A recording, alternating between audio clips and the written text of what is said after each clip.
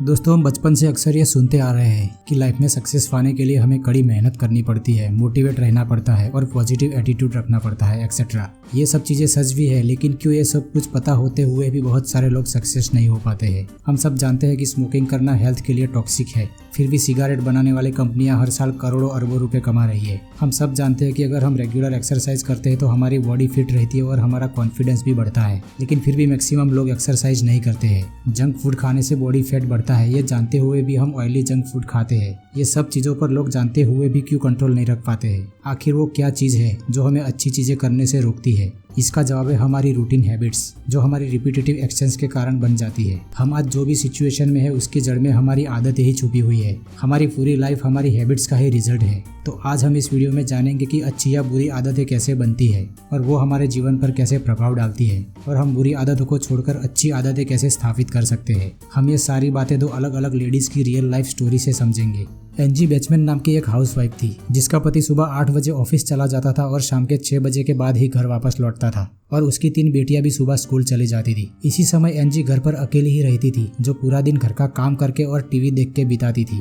एक दिन सुबह सुबह ऐसे ही काम खत्म करके टीवी देख रही थी और वो बहुत बोरिंग फील कर रही थी और उसका टाइम नहीं कट रहा था। उसने टाइम निकालने के लिए बर्तनों के ड्रावर को फिर से क्लीन किया, लेकिन फिर भी उसकी उकताहट कम नहीं हो रही थी। इसलिए दोपहर के 12 बजते ही वो तैयार होकर एक कैसीनो में जाती है, जहाँ उसने ब्लैक जैक नाम की एक गेम खेली और उसमें वो $40 हार गई। उसने जब अपनी घड़ी की ओर देखा तो पता चला कि उसके 2 घंटे बहुत ही आसानी से बीत चुके थे, लेकिन उसको एक बार ही कैसीनो का एक्सपीरियंस लेने से बहुत ही अच्छा लगने लगा और वो हर फ्राइडे दोपहर को वहाँ जाने लगी। उसको पता था कि उसको जुआ खेलने की लत भी लग सकती है, इसलिए उसने सेल्फ कंट्रोल के कुछ रूल्स भी बनाए थे, जैसे कि वो वहाँ पे जाके 1 घंटे से ज्यादा नहीं खेलेगी और उतने ही पैसे का जुआ खेलेगी जितना पैसा उसके पर्स में है। धीरे धीरे वो उस खेल में मास्टर होने लगी और उसके टाइम लिमिट वाले रूल को साइड में रख के वो 2-3 घंटे और खेलने लगी, और उसके बाद भी उसके पास कुछ पैसे बच जाते थे। एक दिन वो ब्लैक जैक के टेबल पर $80 लेके बैठी और जब लौटी तो उसके पास $530 थे, जो उसके 1 महीने के ग्रोसरी बिल और इंस्टॉलमेंट चुकाने के लिए काफी थे।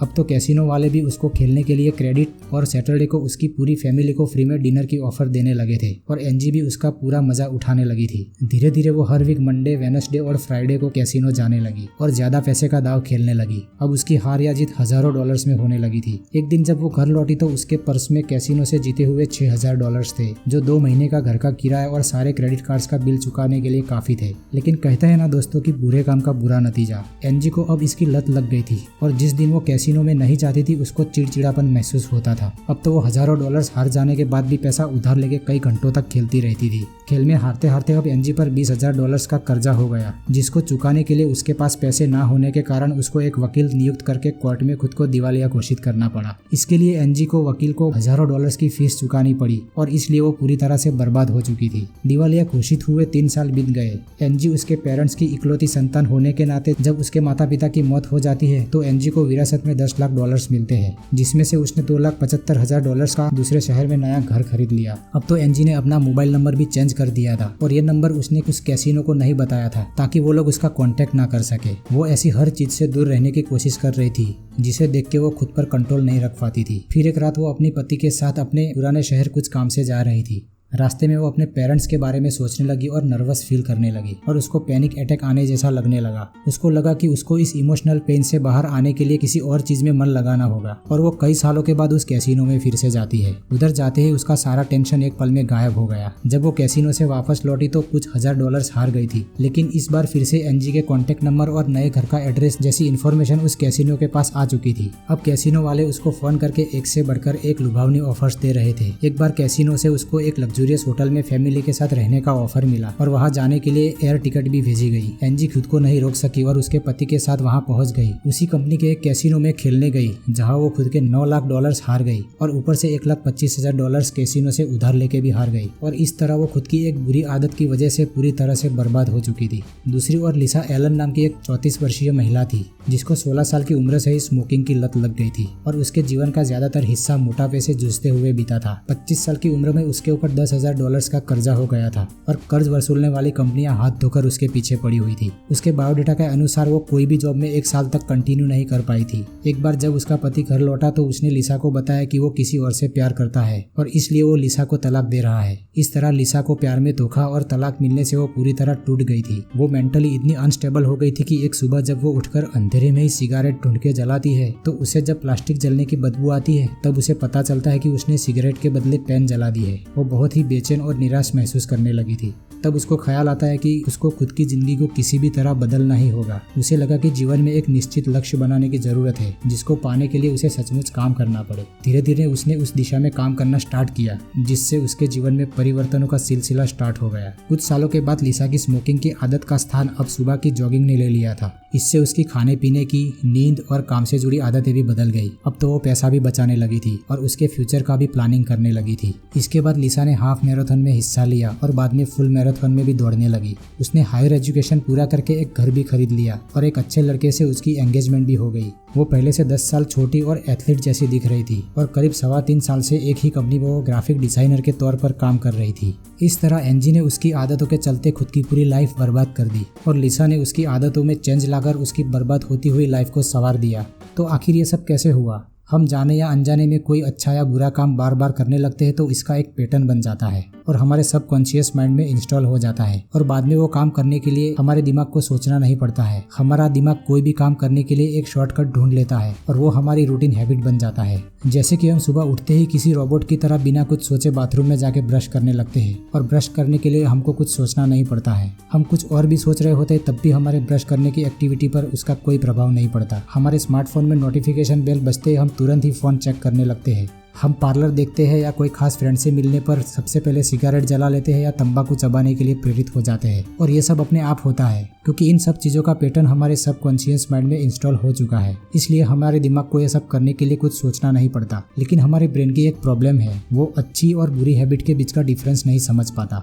सुबह जल्दी जल्दी उठ के एक्सरसाइज करना और हेल्थी डाइट लेना अच्छी हैबिट्स में से एक है, लेकिन इसके अलावा कभी कभी सिगरेट पीना, शराब पीना, डेली फास्ट फूड खाना और देर रात तक मोबाइल फोन यूज करने जैसी बुरी आदतें भी विकसित हो जाती है और ये कब हमारा एडिक्शन बन जाती है वो हमको पता भी नहीं चलता। तो इस वीडियो में आप जानेंगे कि अच्छी या बुरी आदतें विकसित कैसे होती है और हम कोई बुरी आदत के बदले अच्छी आदत कैसे विकसित कर सकते हैं। Number 1, how habits works. Habit बनने वाली प्रक्रिया 3 स्टेप्स में होती है। क्यू यानी इशारा, रूटीन यानी आपका सहज व्यवहार और रिवार्ड यानी इनाम। जब आप दिन भर की मेहनत के बाद थके हुए ऑफिस से घर लौट रहे होते हैं, ऐसे में रास्ते में मैकडोनल्ड जाके कुछ खा लेने में कोई बुराई नहीं है। आखिर महीने में एक आध बार ऐसे प्रोसेस फूड खाने से कुछ बिगड़ नहीं जाता है, लेकिन हैबिट्स हमारी आज्ञा के बिना ही डेवलप हो जाती है। अब होता यह है कि महीने में एक बार फास्ट फूड खाने से उसके अच्छे टेस्ट की वजह से महीने में एक बार से हफ्ते में एक बार में तब्दील हो जाता है और फिर ये हमारी हैबिट बन जाता है। फिर आप रास्ते में कहीं पर भी मैकडोनल्ड की शॉप देखते हैं तो तुरंत आपको ट्रिगर यानी इशारा मिलता है। आपका दिमाग उस चीज को खाने से मिलने वाले टेस्ट यानी कि रिवार्ड के बारे में आपको याद दिलाता है और आप तुरंत ही वहां जाके वो चीज खाने लगते हो। फिर भले ही आपको भूख ना लगी हो और खाने से मिलने वाले टेस्ट से आपको सेटिस्फेक्शन मिलता है। फाइनली आपका रूटीन बन जाता है। मैकडोनल्ड ने अपने हर रेस्टोरेंट की डिजाइन, उसमें काम करने वाले लोगों का कस्टमर से बातचीत करने का तरीका और उसकी प्रोडक्ट्स का टेस्ट एक जैसा ही रखा है ताकि वो उस हर चीज से लोगों को ऐसे इशारे या ट्रिगर दे सके और ज्यादा से ज्यादा लोग उनके प्रोडक्ट का सेवन करें। ये कस्टमर्स की हैबिट बन जाए और वो लाखों करोड़ों डॉलर छापते रहे। सिगरेट के मामले में भी ऐसा ही होता है।